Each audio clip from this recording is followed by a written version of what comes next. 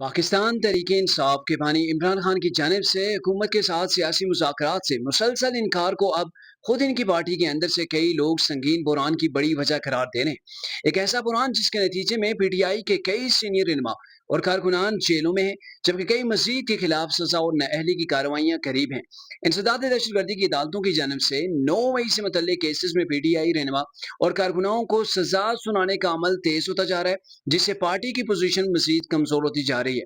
हाल ही में पीटीआई के कई आला रहनुमाओं, जिनमें पार्लियामेंट के दोनों ऐवानों और पंजाब असम्बली में अपोजिशन लीडर, मुतअद्दिद अरकान कौमी असम्बली व सूबाई असम्बली और पार्टी के अहम रहनुमा शामिल हैं, इनको 9 मई के केसेस में 10-10 साल की सजा सुनाई गई है।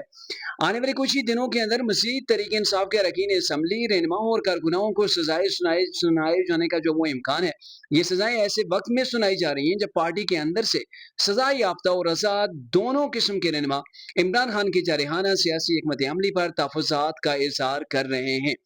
पार्टी ज़राए के मुताबिक सीनियर रहनुमाओं ने बारहा इमरान खान पर जोर दिया कि वो हुकूमत के साथ मुज़ाकरात की इजाज़त दें, ताकि गिरफ्तारियों और नाअहलियों से बचा जा सके।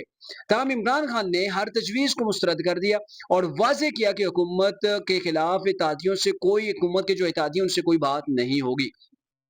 शामूद कुरैशी और 4 दीगर सीनियर रहनुमाओं जो 2 साल से ज़ायद अरसा से जेल के अंदर मौजूद हैं, उन्होंने एक खुला खत लिखा जिसमें मुज़ाकरात को वाहिद काबिले अमल रास्ता करार दिया गया। लेकिन इसके बावजूद इमरान खान ने इनकी अपील भी नजरअंदाज कर दी और एहतजाजी तहरीक पर इसरार किया। हालिया हफ्तों में पीटीआई की पार्लिमानी पार्टी के कई अरकान ने पार्टी की हिकमत अमली पर शदीद तशवीश का इजहार किया है। कुछ को खदशा है कि अस्करी क़यादत पर इमरान खान की तनकीद तसादम की पॉलिसी रियासती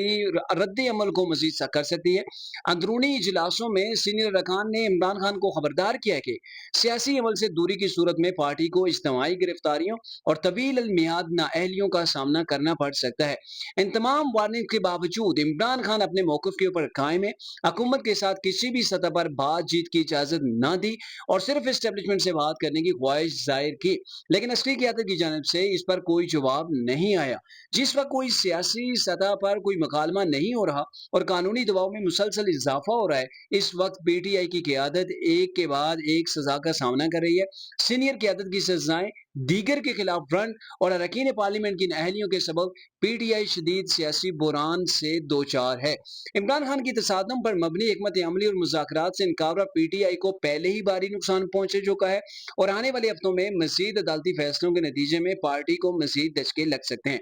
पीटीआई के अंदर कई अफराद को खदशा है कि पार्टी सियासी तनाई का शिकार हो सकती है, जबकि इसकी क़यादत जेलों में होगी, नाअहल करार दी जाएगी या फिर छुपने पर मजबूर हो जाएगी। इमरान खान अपने मौके पर नजरसानी करें या नहीं, ये तो वक्त ही बताएगा, लेकिन इनके कई साथी पहले ही इनके फैसलों की कीमत चुका चुके हैं।